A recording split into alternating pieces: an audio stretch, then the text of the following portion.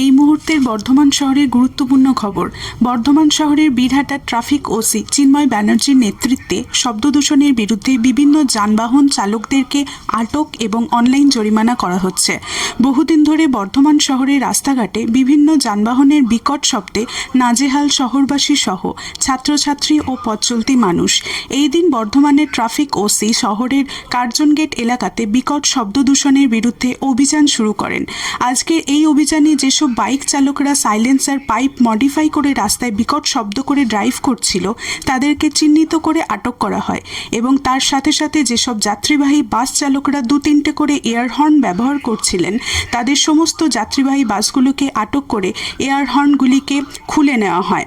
এখন আপনারা দেখতেই পাচ্ছেন ট্রাফিক ওসি চিন্ময় ব্যানার্জি জিটি রোডে দাঁড়িয়ে যাত্রীবাহী বাসগুলোকে আটক করে এয়ার হর্নগুলিকে খুলে নিচ্ছেন এবং অনেক বাস চালকরা এয়ার হর্নগুলিকে ইঞ্জিনের সামনে না রেখে বাসের নিচে ব্যবহার করছে যাতে ট্রাফিক পুলিশ খুঁজে না পায়।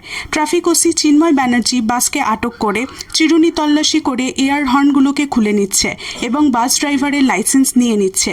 এছাড়া কিছু বিকট শব্দ সাইলেন্সার বাইক চালককে আটক করে তাদেরকে বোঝানো হচ্ছে বিকট শব্দযুক্ত সাইলেন্সার ব্যবহার না করার জন্য এবং তার সাথে সাথে বাইক চালকদের অনলাইন জরিমানা করে ছেড়ে দেওয়া হচ্ছে। ট্রাফিক ওসি চিন্ময় ব্যানার্জির এই অভিযানকে শহরবাসী সাধুবাদ জানিয়েছেন এবং আমরা বিস্তারিত শুনব বীরহাটা ট্রাফিক ওসি চিন্ময় ব্যানার্জি আজকে এই অভিযান নিয়ে ঠিক কী জানিয়েছেন।